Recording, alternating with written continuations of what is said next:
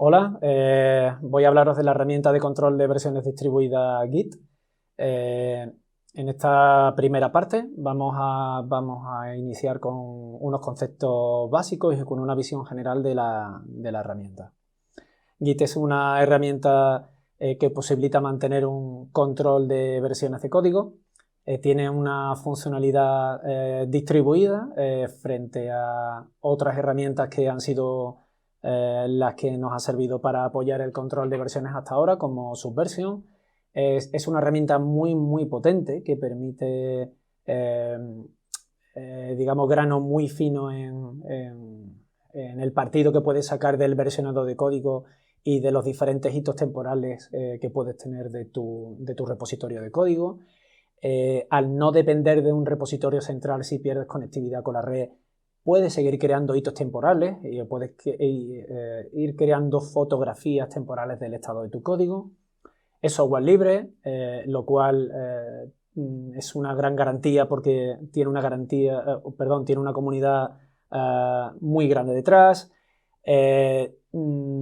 Con Git puedes mantener una única rama en la que todo el código permanece siempre sin tener ninguna divergencia, o puedes establecer diferentes ramas en las que algún equipo experimente y tenga una divergencia respecto al flujo principal de funcionalidad de la herramienta.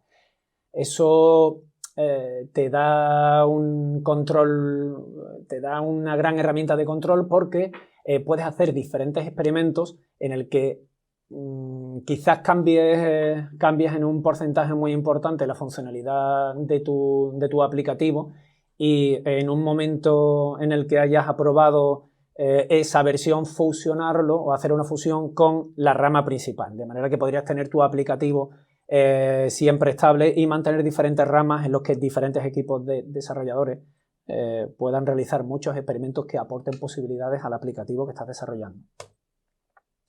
Las características que tienen los sistemas de control de versiones distribuidos les aportan ventajas frente a los centralizados, precisamente por lo que acabo de comentar, de que si pierdes la red ya no puedes seguir estableciendo hitos temporales, ya no puedes ir manteniendo un histórico de revisiones o de versiones. Por lo tanto, los sistemas de control de versiones centralizados, como Subversion, disponen de esa penalidad o de esa desventaja, ¿no? Suponen un punto único de fallo. Sin embargo, los distribuidos, como Git, Mercurial, Bazaar o Darks, salvan este problema. Los clientes replican completamente el repositorio. En la imagen que tenéis ahora mismo delante en pantalla, podéis ver que existe un lugar en el que se almacenan normalmente las imágenes, que están en un repositorio remoto, y nosotros nos descargamos siempre fotografías completas del histórico, es decir, tenemos siempre todo el flujo temporal en nuestra máquina local, de manera que podríamos movernos como si tuviéramos una especie de apuntador, y podríamos movernos en el tiempo hacia adelante o hacia atrás en las diferentes fotografías del estado de nuestro código, de tal manera que podríamos sacar diferentes bloques de nuestro código de diferentes ficheros en diferentes momentos del tiempo. En sistemas de control de versiones centralizados como Subversion, digamos, no teníamos una fotografía exacta de cada hito, o cada revisión no era una fotografía exacta. Es decir, como estáis viendo en pantalla, de la versión 1 a la versión 2, el fichero A tuvo un cambio. Ese cambio o esa diferencia o esa divergencia entre un fichero y su versión modificada se llama un delta. Esa diferencia es lo que se almacena en cada uno de los hitos temporales. Por buscar algún tipo de analogía, los deltas son una especie de incrementales en la jerga de la base de datos. Mientras que en sistemas como Git, lo que mantenemos es algo parecido a como sería en un sistema de backup un full. Cada hito temporal es una especie de full, con la salvedad de que, como estáis viendo en pantalla, en los globos que están en tramos discontinuos, los ficheros que no han sufrido cambios mantiene una especie de apuntador al de la versión que no ha sufrido cambio.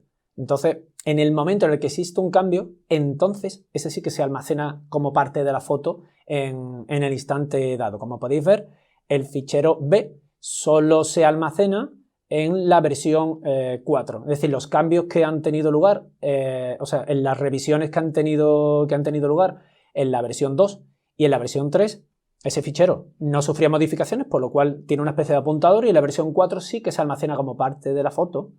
La foto versión 4 incluiría una nueva versión del fichero A, una nueva versión del fichero B y un apuntador a la versión C2 que tuvo lugar en la versión 3. Muy importante en Git es tener conciencia de que en cada momento cuando trabajamos con el código disponemos de 3 cajas. La caja de confirmado es una especie de almacén en el que cada cambio que ha sido aprobado y que yo he pedido que se almacene queda en esa caja. La caja de modificado son archivos en los cuales yo estoy trabajando, pero que aún no he pedido, no los tengo como incluidos para que en un futuro sean incluidos en la caja de aprobados. Y por último tengo una tercera caja, que es una especie de caja intermedia que se llama preparado. Esa caja intermedio está justo antes de la caja de preparado. Cuando estoy tocando código y quiero que forme parte de un nuevo hito de tiempo, le digo, pásalo a la caja de preparado. Y cuando finalmente tengo dentro de la caja de preparado todos los ficheros que quiero incluir en una foto temporal o en una versión, digo, pasa todos los archivos de preparado a confirmado. Ese será el flujo que una y otra vez, de forma reiterativa, iremos viendo a lo largo del curso. Y aprenderemos cómo poder mover nuestros ficheros de cada una de esas 3 cajas o de cada uno de esos 3 sectores en los que nos podemos mover siempre con Git. Gráficamente es lo que estáis viendo ahora mismo en pantalla. La sección en la que, digamos, como nosotros como programadores a través de un entorno gráfico o a través de consola vamos a tocar nuestro código, se llama el Working Directory. Ahí estaremos editando código, estaremos estableciendo diferencias en nuestros archivos, agregando líneas, etc. Cuando crea que uno de esos archivos está listo para ir en una revisión, le diré, estás preparado, y se meterá en el área de staging.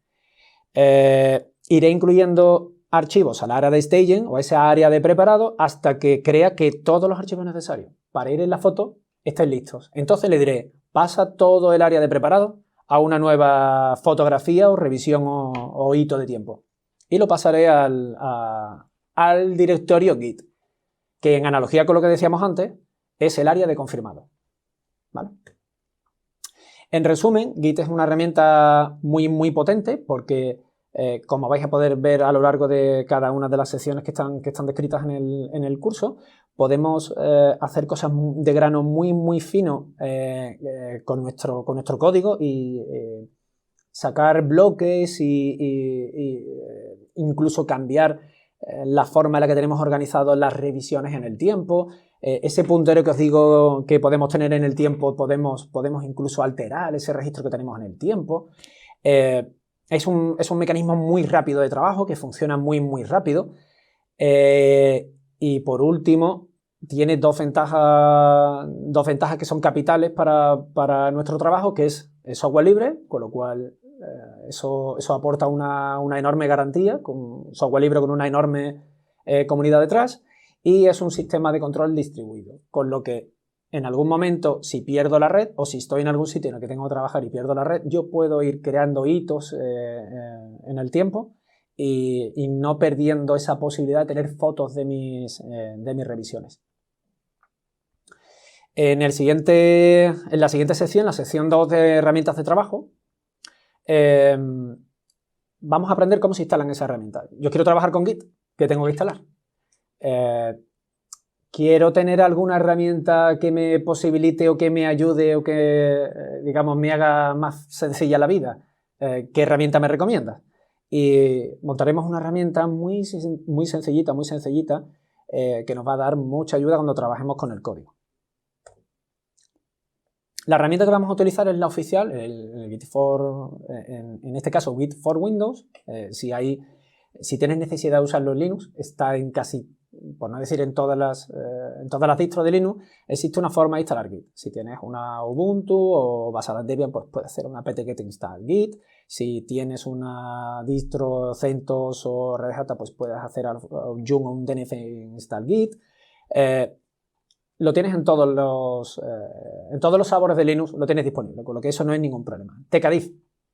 Tcadiff es una herramienta gráfica que muestra en pantalla dos bloques de información. Yo paso a Tcadiff dos ficheros de texto cualquiera, que son parecidos pero que tienen alguna diferencia. Entonces, con Tcadiff obtengo el área de la pantalla dividido en dos partes. En el bloque de la izquierda estás viendo de forma coherente al segundo fichero todas las líneas coincidentes. Aquellas que difieren del lado izquierdo son marcadas con un color. Aquellas que difieren en el lado derecho son marcadas con otro color. Eso posibilita poder extraer de cada uno de los ficheros aquello que te interese hasta conformar el fichero final que tiene todos los cambios en la forma en la que tú deseas que queden.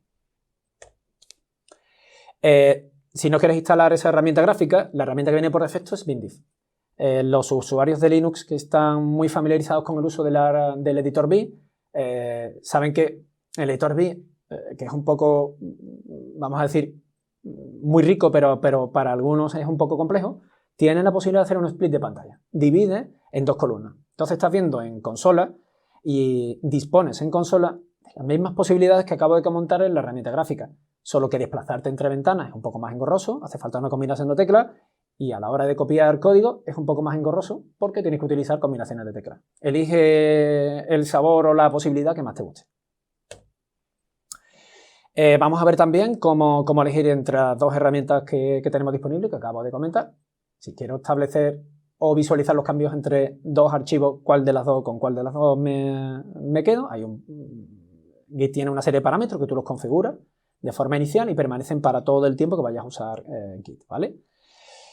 Otra cosa que vamos a ver en esta parte de herramientas es los editores con los que vamos a trabajar con el código. Por defecto, el installer te sugiere Vim como herramienta para editar ficheros, pero también incluye la posibilidad de instalarte Nano. Nano es un editor un poco más visual, requiere de menos pulsaciones de teclas a la hora de insertar, agregar o añadir texto. En Vim tenemos que hacer una combinación de teclas para insertar, una combinación de teclas para añadir. Es un poco más engorroso. Por sencillez, aquí elegiremos el editor Nano. Veremos también dónde se guardan las contraseñas, especialmente cuando nos vinculemos con repositorios remotos como GitHub o cuando nos vinculemos con repositorios remotos como GitLab. Si estoy trabajando en Windows, el lugar donde se almacena ese tipo de credenciales que solo te las pide una única vez es el que estáis viendo en pantalla, el administrador de credenciales. En Linux existe otro tipo de administrador de credenciales que funcionarían de una forma ligeramente distinta, que están muy documentadas y es muy sencillo de gestionarla si eres un usuario, digamos, habitual de Linux. Estos son los parámetros que os comentaba, que una vez que los establezcamos, se almacenan como una parametrización de usuario y permanecen inalterados hasta que manualmente los modifiquemos. El usuario con el que aparecerán todos los cambios que hagamos, la dirección de correo que nos identifica, la herramienta para comparar diferencias entre ficheros, como decía antes, dónde voy a guardar las credenciales de repos remotos. En este caso el Credential Manager es el manager que he mostrado antes en la diapositiva anterior, y el editor de trabajo que vamos a utilizar por defecto, que en este caso es el Nano, ¿vale? A continuación montaremos ese tipo de herramientas y vais a ver que hay una serie de decisiones que tenemos que tomar a la hora de instalarlas. Todo el curso está orientado a trabajar en consola, pero existe la posibilidad de trabajar con herramientas gráficas. Las más conocidas son el cliente gráfico Atlassian SourceTree o GitKraken, que es una buena opción porque es open source y es multiplataforma. el cliente de GitKraken lo puedes tener y funciona tanto en Linux como en Windows, como en tu Mac, y es una buena opción a la poderosa herramienta de Atlassian SourceTree. Y en la siguiente sección veremos cómo instalar las herramientas de trabajo que vamos a necesitar. Todas las comentadas, las de Git, y el paquete instalará también los editores e instalaremos de forma manual la herramienta para la diferencia de ficheros.